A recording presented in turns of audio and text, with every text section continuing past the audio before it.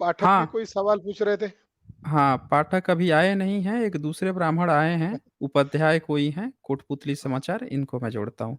हाँ जी, आप जी। अपना प्रश्न रख सकते हैं, सौरभ उपाध्याय। हाँ जी, नमस्कार और जो मान्यवर बैठे हैं उनको भी नमस्कार। हाँ जी, बताएँ, नमस्कार, प्रश्न बोलिए। रखें हाँ अपना। जी, सर आज जो दिल्ली के अंदर हुआ, जिस तरीके से प्रजातंत्र की हत्या हुई, वो बहुत दुर्भाग्यपूर्ण था। बगल में ही तो थी राष्ट्रपति मुर्मू, उनको आवाज़ दे लेते ऊपर से, बुला सकते थे। लेकिन ये जो मान्यवर कह रहे हैं, ब्राह्मणों का नाम ले रहे हैं, सभी ब्राह्मण इसके अंदर इंक्लूड नहीं है। You can't involve all the casteism of Brahmins, you can't do this. हम बहुत दुखी हैं, हम प्रजातंत्र में विश्वास रखते हैं। बाबा साहब खुद उदारवादी विचारधारा के व्यक्ति थे, तो इसमें आप सभी ओके, ब्राह्मण इंक्लूड नहीं है। ओके, उपाध्याय ओके, जी, सौरभ उपाध्याय, आपका प्रश्न ले लिया गया है। अब जवाब सुन लीजिए। उपाध्याय जी जी, मान्यवर।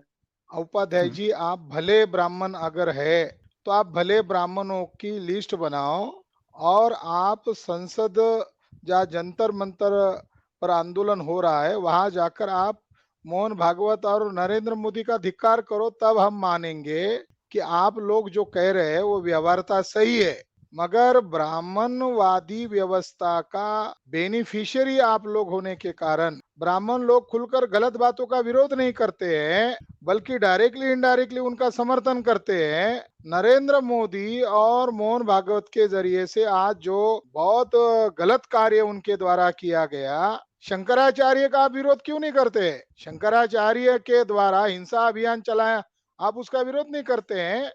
चलो, आपकी भावना हम तक पहुंची है, मगर हम ब्राह्मणों को क्रांतिकारी नहीं मानते। ब्राह्मण लोग नौटंकी धारण करते हैं प्रगतिशील का, व्यवहारता वो उनकी गलत बातों के समर्थक होते हैं। जी। अच्छा, सौरभ उपाध्याय, आपके जितने भी धर्म ग्रंथ जो हैं, जितने भी स्क्रिप्चर्स हैं, क्या आप उनके खिलाफ हैं या उनके समर्थन में हैं? देखिए मैं उनका कोई खंडन नहीं करना चाहता, लेकिन नहीं, नहीं, जिस आपके तर हमारा आपके देश जितने तो भी धर्म ग्रंथ सेकुलर हैं, है। नहीं, नहीं, वो सेकुलर है, देखो वो तो ठीक है, वो तो ठीक है। मैं आपसे सिर्फ़ इतना जानना चाहता हूँ कि रामायण, महाभारत, वेद, पुराण, गीता, उपनिषद, ये जितने भी आपके धर्म ग्रंथ हैं, क्या आप उसके समर्थन में हैं या उसका आप पूरी तरह से बहिष्कृत करते हैं? जी। देखिए मैं किसी भी ना तो कुरान का बहिष्कृत करता, ना मैं किसी हुँ, भी धर्म का बहिष्कृत नहीं करता। और हमारे जो हुँ। डॉक्टर नहीं, भीमराव नहीं, आप अंबेडकर जी थे, खुद सुनिए, शुद्ध सुनिए, आप पश्चिमी जवाब उदारवादी। जवाब नहीं दे रहे हैं। आप जवाब नहीं दे रहे हैं, बच रहे हैं। मैंने यहाँ सही। कुरान की बात नहीं की, बाइबल की बात नहीं की, मैंने सिर्फ़ आपसे पूछा कि आपके जो धर्म ग्रंथ हैं, जो आपकी विरासत है, जिसके आधार पर आज आप सरनेम उपाध्याय लिख रहे हैं, जिसके आप बेनिफिशियरी हैं कि आप ब्राह्मण हैं, जिस कारण से आप खुद को कहते हैं कि हम ब्राह्मण हैं। अन्यथा कॉन्स्टिट्यूशन ने तो आपको ब्राह्मण नहीं कहा, कॉन्स्टिट्यूशन जो है किसी को ब्राह्मण नहीं कहता, लेकिन आप कह रहे हैं क्योंकि आपके पास ये धार्मिक ग्रंथ है, वो धार्मिक ग्रंथ आपको बताते आए हैं। मैं आपसे ये जानना चाहता हूँ कि क्या आप अपने धर्म ग्रंथ के सपोर्ट में हैं या पूरी तरह बायकॉट करते हैं? जैसे अभी आपने कहा ना कि प्रजातंत्र की आज हत्या हुई, उसका तो आप बायकॉट कर रहे हैं, उसको आपको बुरा लग रहा है। तो क्या आपके जो धर्म ग्रंथ हैं, जो कहते हैं कि स्त्रियों को हक नहीं मिलना चाहिए, उनको शिक्षा से दूर रहना चाहिए, शूद्रों को नीचा जो दिखाया गया है, तो क्या आप पूरी तरह से आप ब्राह्मण ग्रंथों का बहिष्कृत करते हैं या नहीं करते हैं? वो क्लियर कीजिए पहले। देखिए मैं फिर अगेन मैं आपको कह रहा हूँ, मैं इस चीज हुँ, में हुँ, नहीं पढ़ना चाहता, लेकिन जो आज हुँ, दिल्ली में हुआ है ना, उसका मैं हुँ। पूर्ण रूप से खंडन करता हूँ। ठीक है, समझ गया मैं आपको। यहाँ से प्रोफ़ेसर साहब की बात पूरी तरह से सही होती है कि आप खंडन सिर्फ़ सुनाने के लिए दूसरों को तो कर रहे हैं, पर इनडायरेक्टली आप जिस माध्यम से हत्या की गई है, वो माध्यम ब्राह्मणिकल स्क्रिप्चर्स हैं, क्योंकि शंकराचार्य वहाँ पे है और शंकराचार्य के अनुसार स्त्रियाँ पाप योनि होती हैं, शूद्र पाप योनि देखिए होता है। तो वो जो लोकसभा में रुक जाइए, बातें कंप्लीट होने दीजिए। तो उस माध्यम से उनको वहाँ पे नहीं लाने दिया गया, माध्यम वही था आपके धार्मिक स्क्रिप्चर्स। आपके रिलीजियस, लेकिन आप जो है बेस जो जड़ है, मतलब बीमारी की जो जड़ है उसकी आप नहीं बात कर रहे, आप बीमारी की चर्चा तो कर रहे हैं कि बीमारी है, पर बीमारी की जो मूल जो जड़ है, जो स्क्रिप्चर्स है जिसके माध्यम से ये सारी चीजें हुई हैं, उसी की आप वो नहीं करना चाहते, मतलब उसका आप रिजेक्शन नहीं करना चाहते। तो ये बातें हैं, मेरे ख्याल से आपका उत्तर प्रोफेसर साहब ने बहुत बढ़िया ढंग से पहले ही बार में दे दिया था। हम लोग सिर्फ आपको कन्फर्म कर रहे थे कि प्रोफेसर साहब ने जो बात कही एक है वो आप पर मान्यवर से सटीक, और प्रश्न आप पर, मेरा अच्छा, छोटा पूछना सा। है? पूछ लीजिए, आप हाँ, पूछ लीजिए। मैं ये हुँ। मैं ये पूछना चाहता हूँ, जो ये लोकसभा के अंदर दक्षिणपंथी ब्राह्मण आए हैं, इनका कोई काम नहीं था, और अब आगे आप क्या कदम उठाना चाहते हैं इनके खिलाफ, जो सत्तारूढ़ पार्टी है इसके खिलाफ आप क्या देखो, ओके। उपाध्याय ओके, जी, ओके। हमने 6 अक्टूबर 2022 को आरएसएस के मुख्यालय पर 4.5 लाख लोगों का मोर्चा लेकर गए थे, देश और संविधान को बचाने के लिए। जी, तो हमें ऐसा लग रहा था कि ये सुधर जाएँगे, मगर अब ऐसा लग रहा है कि सुधरने वाले नहीं हैं। और 2001 और 2019 में ब्राह्मणों का डीएनए टेस्ट हो चुका है, तो ब्राह्मणों की आबादी 3.5% है और 3.5% ब्राह्मणों का भारत नहीं है ऐसा डीएनए कह रहा है, वो विदेशी है। और विदेशी ब्राह्मणों का जो मातृभूमि है वेस्ट यूरेशिया है, जिसको यामनिया या स्टेप पैस्टोरलिस्ट कहते हैं। अगर 3.5% ब्राह्मण इस तरीके से व्यवहार भारत में रहकर करेंगे, तो इसके बारे में हमें सोचना होगा। अंग्रेजों को चले जाओ कहना पड़ा, अगर ब्राह्मण नहीं सुधरते तो ब्राह्मणों को भी क्विट इंडिया मूवमेंट हमें चलानी होगी। तो आप जैसे कुछ भले ब्राह्मण हैं, तो आप उन्हें कन्विंस करो, नहीं तो फिर आप लोगों को भारत को छोड़ना होगा। बस इतना ही। ठीक ठीक है, है, चलें धन्यवाद। फिर। ठीक है, धन्यवाद। ओके। अच्छा, चलें हम आगे बढ़ते हैं, लेकिन यहाँ प्रोफ़ेसर साहब ने अपने जो शुरू में जो बात कही थी कि ब्राह्मणिकल अच्छा जो अपने को कहे, वो भी डायरेक्टली इनडायरेक्टली जो है समर्थन में देखिए रिलीजियस स्क्रिप्चर के समर्थन में है, उसके खिलाफ नहीं बोल सकते। वो जाना-माना सिद्धांत है बाबा साहब का कि सनातनी जी। ब्राह्मण और हुँ। प्रगतिशील ब्राह्मण दोनों एक ही शरीर की दो भुजाएँ हैं। वो एक हाँ, हाँ। प्रगतिशील होने का नाटक करेगा, मगर वो उसी व्यवस्था का समर्थक रहेगा। जी। वो कभी प्रगतिशील नहीं होते। तो चलिए अजय पाठक को मैं ऐड करता हूँ। हाँ जी, अजय हेलो। जी, आप अपना प्रश्न रख सकते हैं। अच्छा सर, मैं ये कह रहा था कि मैं अभी एक बुक रीड कर रहा था, बाबा साहब अम्बेडकर ने लिखा है बुद्धा एंड हिज धर्म, है ना? तो जैसे आपने हुँ, बताया हुँ। था कि जैसे मौर्य काल में क्षत्रिय जो थे एग्जिस्ट ही नहीं करते थे, बट जैसे मैं इस बुक को पढ़ रहा हूँ तो ये इसमें लिखा हुआ जैसे प्रजापति जो उनकी मदर थी हुँ, हुँ। सिद्धार्था की, तो वो उसमें कहती तुम क्षत्रिय हो, तुम्हारा ड्यूटी है फाइट करना, ये सब चीज़ें लिखा हुआ है इसमें। सवाल क्या ये है? हुँ। एक्सप्लेन कर रहा था कि जैसे जैसे आपका आप कह सवाल रहे हैं कि उस एग्ज़ैक्ट टाइम सवाल बोल दीजिए। मैं सवाल ये पूछ रहा हूँ कि जैसे आप कह रहे थे कि उस टाइम क्षत्रिय ब्राह्मण एग्जिस्ट नहीं कर रहे थे, बट जैसे बाबा साहब ने इस बुक में लिखा हुआ है, इस चीज़ को वर्णन किया हुआ है, तो मतलब वो किस हुँ, परिप्रेक्ष्य हुँ। में किया हुआ है उनका? देखें, प्रोफ़ेसर साहब भी इस बात से एग्री करेंगे कि उस समय पाली चलती थी और पाली में हमेशा खत्तीय शब्द आया है, क्षत्रिय शब्द नहीं आया है। ये तो अनुवाद हो जाता है ना आज की डेट में जो खत्तीय है उसको लोग क्षत्रिय लिख देते हैं। छत्र की तो ध्वनि ही छत्र, ज्ञ ये सब की ध्वनि ही आई है 7th सेंचुरी में और वो भी बुद्धिस्ट जो टेक्स्ट है एक वहाँ का मिला था जापान में एक लिखित वहाँ पे री की ध्वनि जिससे ऋग्वेद लिखा जाता है, री की ध्वनि पहली बार तब 6 और 7 सेंचुरी में वहाँ पाई गई थी। नहीं तो उससे पहले भारत में वैसा स्पेशल ये ध्वनि भी नहीं पाई जाती है। तो ये अनुवाद का खेल है। अब भाई अंग्रेज आएगा, लिखेगा इंग्लिश में, वो टेम्पल लिख दिया, तो हमारे यहाँ तो टेम्पल शब्द नहीं है। हमारे यहाँ मान लेते हैं कि बुद्धिस्ट टेम्पल लिख दिया, तो चाइना वाले भी बुद्धिस्ट टेम्पल कहते हैं। अब उसका आप महाविहार अनुवाद कीजिए या मंदिर कीजिए, आप अपने मन मुताबिक कर लीजिए। तो वो बाबा साहब जो किताब लिखे हैं, उसका अनुवाद है ना कि वो क्षत्रिय लिख रहे हैं, आज की डेट में, आज की लैंग्वेज में। प्रोफ़ेसर साहब आप इस पर कुछ कहना चाहेंगे? जी। मैंने 3 वॉल्यूम में वर्तमान क्षत्रिय पूर्व में कौन थे, ये हुँ, 3 वॉल्यूम में खंड लिखे हैं। अभी तक जी। इस पर कोई विद्वान ब्राह्मण खंडन-मंडन नहीं कर रहा है। उस शोध हाँ। ग्रंथ में हमने ये प्रमाणित किया है, खत्तीय शब्द को ही अनुवाद क्षत्रिय शब्द है जी। और ऋग्वेद में पुरुष सूक्त जो है, वो बाद में जोड़ा गया है। 10वें हुँ, मंडल में आखिर में उसको जोड़ा गया है। जबकि उसको शुरू में जोड़ते तो पता चलता कि ये शुरू में इन्होंने लिखा है, ये बाद में विदेशी ब्राह्मण लोग सेटल होने के बाद परिस्थिति को ध्यान में रखकर बाद में जोड़ दिया गया। तो उसमें जो लिखा है कि ब्रह्मा के मुंह से ब्राह्मण, बाहु से क्षत्रिय, कमर से वैश्य और पैर से शूद्र। मगर ये हुँ। अनुवाद हो गया। उसमें जो ओरिजिनल संस्कृत लिटरेचर है, उसमें ये पाता पाया है, मुंह से ब्राह्मण, बाहु से राजन्य। हाँ, राजन्य शब्द आया है। अब उन्होंने क्षत्रिय नहीं लिखा है। हाँ। तो हमारे संशोधन में ये पाया गया, खत्तीय या क्षत्रिय शब्द ये संस्कृत लिटरेचर में नहीं मिलता। हुँ, ये बाद में जोड़ा गया है और खत्तीय शब्द ये भारत के मूल निवासी लोगों को कहा जाता था। आज जो 6,500 जातियां हैं, ये 5th या 6th बीसी में नहीं थी। ब्राह्मणों ने बाद में ये बुद्धिस्ट शब्द को ही क्षत्रिय कहा है और आपने जो मनुस्मृति में जिन लोगों के नाम लिखे हैं, द्रविड़, चोल, पांड्य, ये सारे लोग नाग लोग थे और ब्राह्मणों ने नाग हुँ, नाग क्षत्रियों को म्लेच्छ कहा। म्लेच्छ भी शब्द मनुस्मृति में आता है। तो क्षत्रिय हुँ। शब्द ब्राह्मणों के लिटरेचर में, एशियन लिटरेचर में नहीं मिलता। वो बुद्धिस्ट शब्द है, जी। ऋग्वेद अजय में नहीं है। पाठक, आपका और कोई प्रश्न है? हाँ, इसमें मैं एक चीज़ और मैं पॉइंट आउट करना भूल गया, सॉरी, ठीक है। तो जैसे इसमें बाबा हुँ, साहब ने एक और जगह मेंशन किया है, जैसे कि ब्राह्मण्स का, और इसमें मेंशन किया है कि वहाँ पे जब सिद्धार्था को जब एजुकेशन के लिए भेजा जाता है, तो वहाँ पे उन्होंने मेंशन किया है कि वो वेदास, पुराण, ये सब उन्होंने वहाँ पे स्टडी करा था। इनके चाइल्डहुड में एजुकेशन में पढ़ रहा था इस बुक को, तो क्योंकि मैंने आपकी वीडियोज़ बहुत सारी देखी है, तो मैं इस पे एक्सप्लेनेशन चाहता हूँ थोड़ा-सा। ओके, ठीक है, मैं इस पर थोड़ा-सा बता देता हूँ।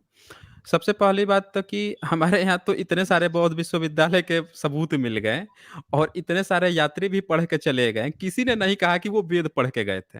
यहाँ के जो ब्राह्मणिकल वो है प्रोफ़ेसर जो है, वो क्या पढ़ा रहा है कि नालंदा में इन विश्वविद्यालयों में वेद पढ़ाया जाता था और यहाँ के राजा लोग जाके वेद पढ़ के आते और उपनिषद पढ़ के आते थे या बुद्ध भी पढ़े थे, ऐसा ये लोग प्रचार किए। लेकिन जितने भी चाहे हम ह्वेनसांग का पढ़ें, चाहे हम इत्सिंग का पढ़ें या फिर फाहियान का पढ़ें, किसी ने भी नहीं कहा। इवन मेगस्तीनीज आता था चंद्रगुप्त के समय, उसने भी नहीं ज़िक्र किया और उसने वर्ण व्यवस्था का नहीं ज़िक्र किया। उसने 7 भाग में डिवाइड किया भारत को।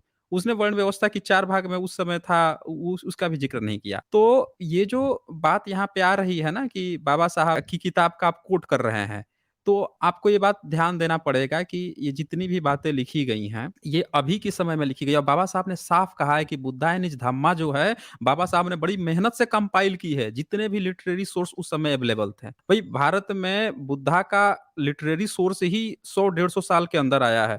प्रोफ़ेसर साहब इस बात पर आप भी एग्री होंगे कि ये तो सब खत्म कर दिए थे। तिब्बत से कहीं-कहीं से ये गए थे, राहुल संस्कृत्यायन, केदारनाथ पांडे जी तिब्बत से लेकर आए और तिब्बत में 7th सेंचुरी में बुद्धिज़्म नहीं पहुँचा था। वहाँ भी डिस्टॉर्टेड वर्ज़न ही पहुँचा है बुद्धिज़्म का। तो ये चीज़ें जो हैं आप देखें कि उसके आधार पर आप ये नहीं निकाल सकते हैं कि सम्राट अशोक, अच्छा, सम्राट अशोक को तो 1915 तक यहाँ का कोई ब्राह्मण नहीं जानता था। वो तो मास्की का अभिलेख मिला जिस पर सम्राट अशोक लिखा हुआ था, तब जाके पता चला कि वो इन सारे इंस्क्रिप्शन सम्राट अशोक के हैं और आज बता रहे हैं लोग कि वेद पढ़ते थे, उपनिषद। तो ये चीज़ है। प्रोफ़ेसर साहब आप इस पर अपनी राय रख सकते हैं। जी, एक उदाहरण है कुमारिल भट्ट और शंकराचार्य का आता है। जी। शंकर दिग्विजय नामक ग्रंथ है जिसमें इस बात का जिक्र किया है। वो ब्राह्मण है, वो खुद कहता है कि ये पूरी धरती बौद्धों से भरी पड़ी है हुँ, और ब्राह्मणों को कोई कीमत नहीं मिल रही है। राजा महाराजा बौद्धों भिक्षुओं के सामने सरेंडर हो जाते हैं, उनको आदर करते हैं और ब्राह्मणों को कोई कीमत नहीं मिलती। वो आगे लिखता है कि हमें उनकी विचारधारा, उनके तत्व ज्ञान को जानने के लिए उनकी भाषा जानना ज़रूरी था, इसलिए हमने फेक नाम धारण करके एंट्री किया। मगर हुँ, शांकर दिग्विजय इस बात का प्रमाण करता है कि सारी धरती बौद्धों से भरी पड़ी थी, ब्राह्मणों का कोई नहीं चल रहा था। जब दूसरे सबूत छोड़ो, शांकर दिग्विजय खुद मान्य कर रहा है कि सारा भारत बौद्धमय था और ब्राह्मणों के वर्चस्व का कुछ मतलब बोलबाला ही नहीं था। तो ये बात क्लियर होती है। रही बात बुद्धा एंड इस धम्मा की, तो बुद्धा एंड इस धम्मा में बाबा साहब अम्बेडकर ने कहीं पर भी वेद या ब्राह्मणवादी बातों का समर्थन नहीं किया है। अगर कोई पढ़कर उसको मिस इंटरप्रिट करे, तो उसकी हुँ, दिमाग की गंदगी है। बाबा साहब अम्बेडकर ने स्पष्ट तौर पर लिखा है कि बुद्धा की लड़ाई गैर बराबरी के खिलाफ थी और उन्होंने जिंदगी लगाकर 80 साल पूरे जिंदगी में गैर बराबरी के खिलाफ ही आंदोलन किया। यहाँ जी, तक कि उसके उसके प्रथम जो भिक्षु थे ब्राह्मण लोग, खास करके संस्कृत में जो चरित्र लिखा गया अश्वघोष का, तो उसने भी अपने ढंग से बातें डाल दी। मगर हिस्टोरिकल आधार पर अब बहुत सारी बातें सामने आ गई है। वो पंचवर्गीय भिक्षु ब्राह्मण नहीं थे, वो वहां के मूल निवासी नाग लोग थे। और जो सबसे बड़ा स्कॉलर है धर्मानंद कोसंबी, उसने बुद्ध का चरित्र लिखा तो उसके अंदर खुलकर लिखा कि वो पंचवर्गीय भिक्षु ब्राह्मण नहीं थे, वो वही के नाग लोग थे और नाग यानी मूल जी, निवासी लोग है। जी। इत्सिंग भी लिख के गया है। इत्सिंग भी इवन लिखा है कि वो 3 शाक्य थे और 2 कुलीय थे। उनके मामा के यहाँ के 2 थे, उनके साथी ही थे। ये अल साफ-साफ अल लिखा है। बरूनी अल बरूनी जब 10वीं शताब्दी में 10वीं 11वीं शताब्दी में आए तो उन्होंने लिखा हुँ, कि भारत में दो ही धर्म के लोग हैं, एक समन धर्म, हुँ। एक ब्राह्मण धर्म। हिंदू धर्म का तो कोई जिक्र ही नहीं है। हाँ, अलबरूनी के समय तक, हाँ, ओके। अच्छा, अजय पाठक, मेरे ख्याल से आपको इसका जवाब मिल गया होगा। मेरे तरफ से भी आपको जवाब मिल गया। प्रोफेसर साहब इस बात पर एग्री करते हैं।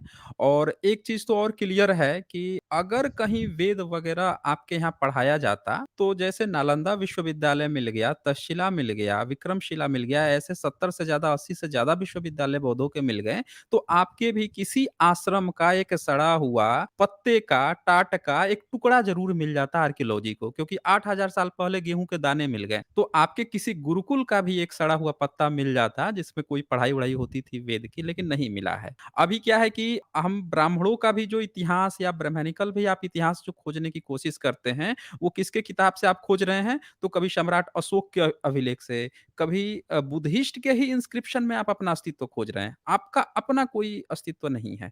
इंडिपेंडेंट आपका कुछ भी नहीं है। यानी कि एक होता है ना कि ओरिजिन, आपका उद्भव अगर यहाँ से हुआ है, जिस चीज़ से हुआ है, तो उसमें आप खोज रहे हैं अपना अस्तित्व।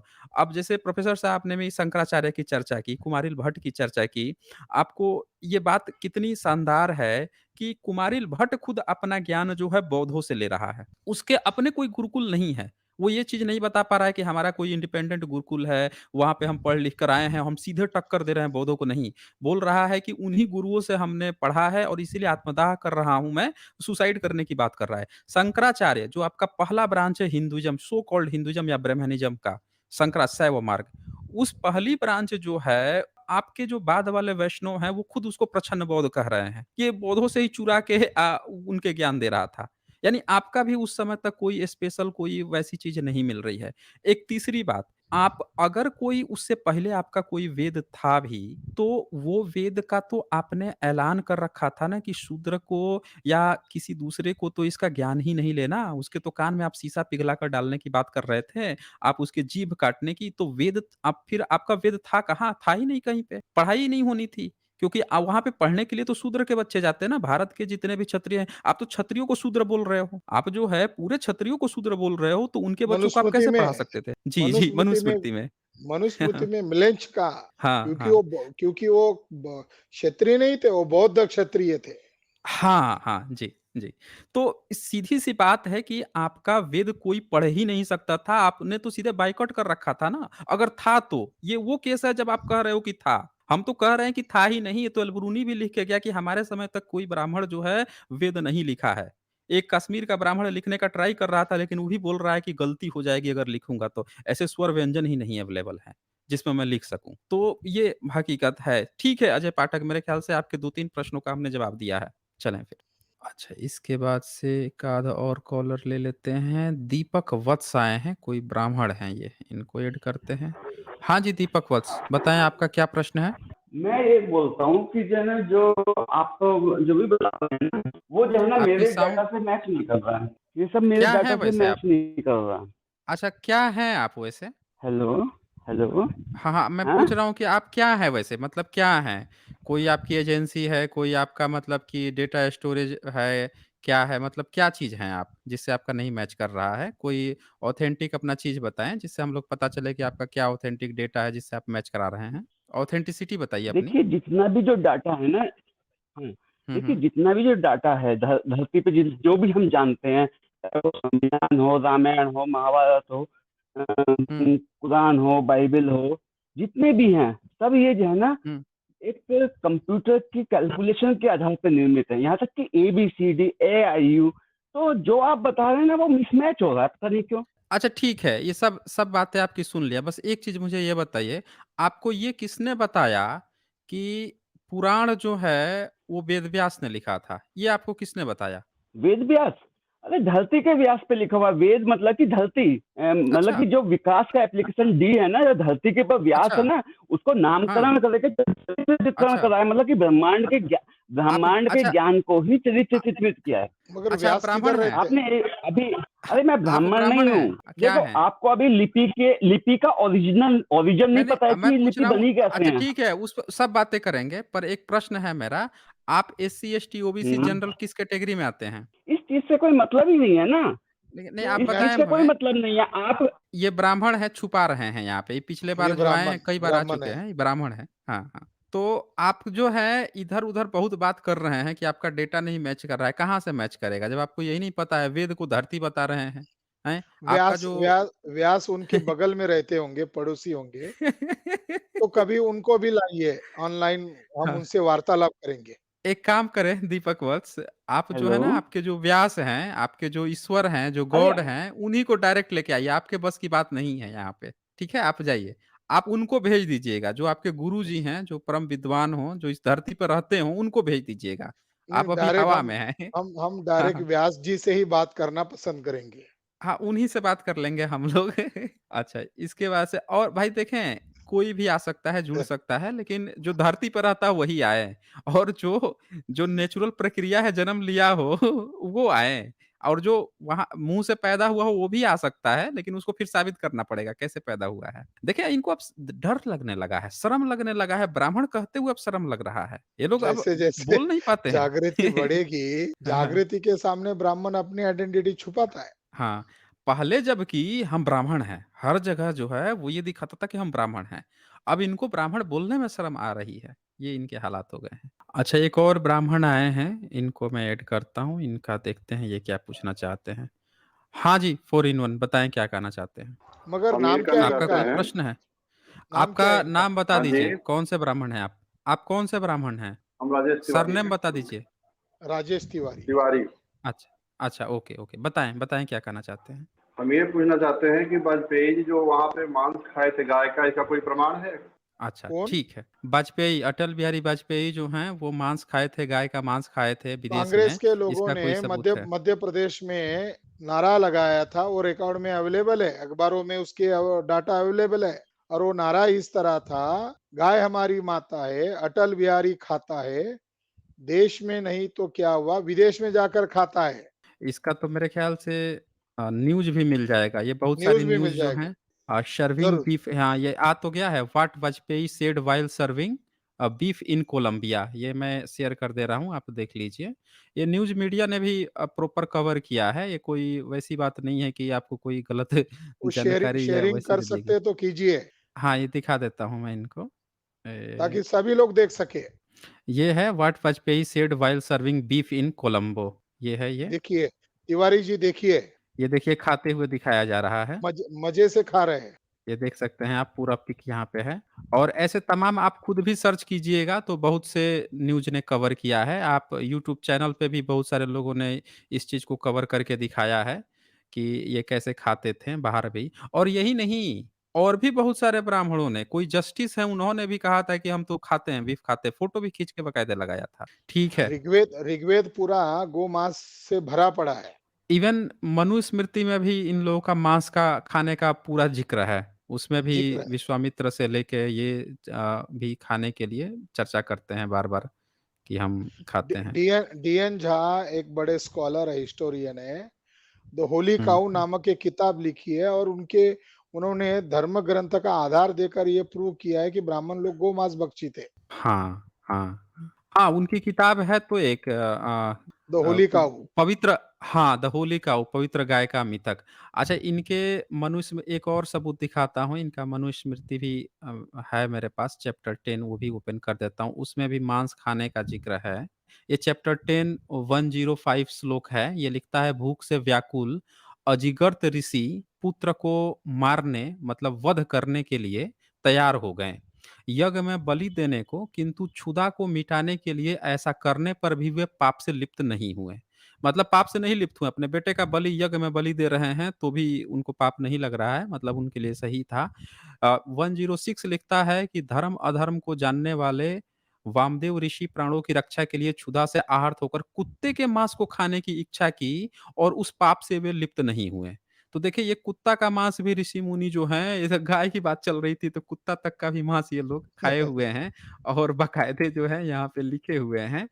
इसके बाद से ये उसके अगला जो श्लोक है 107 नंबर, ये तो कह रहा है कि निर्जन वन में क्षुधा से पीड़ित महातपस्वी भरद्वाज ऋषि पुत्र के साथ वृद्धु नामक बढ़ई से बहुत सी गायें मांगी थी। अब यहाँ पे मांस खाने की चर्चा चल रही है, गाय की डिमांड हो रही है बीच श्लोक में। तो ये भी बहुत कुछ कह रहा है। एक 108 जो है वो कह रहा है, धर्म अधर्म के जानने वाले विश्वामित्र ऋषि भूख से आर्त होकर चंडाल के हाथ से कुत्ते के जंघे का मांस लेकर खाने को तैयार हो गए। बताइए। ये तो चंडाल के हाथ आप से ये कुत्ते के जंघे का मांस, बताइए। जी। आपस्तंभ धर्म सूत्र में हुँ। गाय के पेट में पलने वाला बच्चे का मांस की डिमांड अगर ब्राह्मण करे तो हुँ, भी हुँ। वो ऐसी गर्भवती गाय को ढूंढे और उस गाय का पेट काट कर वो जो उसके पेट में जो बच्चा पल रहा है उसके मांस को भूनकर ब्राह्मण को खिलाए। ऐसा श्लोक आया है और उसका एंड में कहा है अतिथि देवो भव। तो जो प्रोपोगंडा जी। होता है अतिथि देवो भव वो उसका संबंध गोमांस के साथ है, न कि हुँ। अतिथियों का सम्मान करने के लिए है। मधुपर्क जो हाँ, होता हाँ। है, मधुपर्क में जी, क्या जी। होता है? उसमें गाय का संबंध है। हुँ, हुँ, हुँ। तो 4 इन 1 तिवारी ब्राह्मण जी, आपका आप देख लीजिए, आपको सबूत मेरे ख़्याल से काफ़ी सफिशिएंट दिया गया है। आपका इस पर कोई प्रतिक्रिया हो तो बोल सकते हैं। नहीं, मैं इसको अपने से जो है इस चीज़ को ढूँढ करके मैं देखूँगा ये मतलब क्या होता है और मतलब क्या निकाला गया है, ठीक है? अच्छा, इसको तो मैं निकाल लीजिएगा। हाँ, ठीक है, चलें फिर। Okay, okay. और मेरे ख़्याल से काफ़ी सबूत आपको दे दिया गया है। आप अपने एंड से जाँच करना चाहते हैं, तो अपनी किताब खोल के जाँच कर लीजिएगा। ओके। मगर इस जानकारी को बहुजन लोगों को इससे फ़ायदा होगा। हाँ, हाँ, हाँ। ब्राह्मण लोगों को सबूत दिखाने के बावजूद ब्राह्मण इस बात को एग्री नहीं कर रहा है। ब्राह्मणों में कितनी अहंकारिता भरी हुई है कि सच को स्वीकार करने की इच्छा नहीं है, बल्कि ब्राह्मणों का वर्चस्व कायम कैसे रहे, ये उनकी हाँ, धारणा हाँ। है। अच्छा, यहाँ पे एक चीज़ तो बहुत कॉमन है कि जो ब्राह्मण सेकुलर जैसे पहले वाले जो एक ब्राह्मण आए थे, जब उन्होंने कहा कि आज प्रजातंत्र से बड़ा मुझे खराब लगा, वो भी स्क्रिप्चर त्यागने को तैयार नहीं है। यहाँ स्क्रिप्चर खोल के दिखा दिया गया, ब्राह्मणों का अनुवाद किया हुआ पूरा खोल के दिखा दिया गया, तो भी अभी अपने एंड से अभी चेक करेंगे अपनी। चेक चेक किया, नहीं किया कैसे पता चलेगा? ब्राह्मण हाँ। लोग ब्राह्मणवाद को बचाने के चक्कर में हैं। यहाँ पे नहीं बताएँगे ना, यहाँ पे नहीं बताएँगे। अब इसीलिए यहाँ कह दिए इसीलिए चेक करेंगे। इसलिए बाबा साहब अम्बेडकर ने दावे के साथ कहा था कि ब्राह्मणों में वॉलटियर पैदा नहीं हुआ। इसके बाद से मदन जी लिखते हैं, मार्कंडेय काटजू ने कहा कि मैं बीफ खाता हूँ। अच्छा जी, हाँ, ऐसा एक आया था। जी, बिल्कुल सही कहा। एक और यहाँ पे सुपर चैट आया है जो लिख रहे हैं कि सावरकर जो है, उन्होंने भी इसका समर्थन किया है और मैंने यहाँ पे कई मीडिया रिपोर्ट देखी। इसमें भी ये बात आई है, ये भी मैं दिखा देता हूँ। वो भी जो भी ब्राह्मण थे वो आप देख लीजिए। Savarkar has written there is no problem in eating beef. तो सावरकर जो है इन्होंने इस चीज़ को लिखा है, ये बहुत सारे मीडिया ने कवरेज किया है, उनकी किताब में भी है। जो भी ये पूछ रहे थे देखें सबूतों सावरकर की ने भरमार लिखा है। था सावरकर ने हाँ, लिखा था गाय उपयुक्त प्राणी है। बताइए। वो ईमानदार थे, सावरकर ईमानदार थे। वो गाय गाय को उपयुक्त कह रहे थे। ये वर्तमान के ब्राह्मण बेईमान ब्राह्मण है, चुपके से खाते हैं और हुँ। नाटक नौटंकी भारत में खूब करते हैं।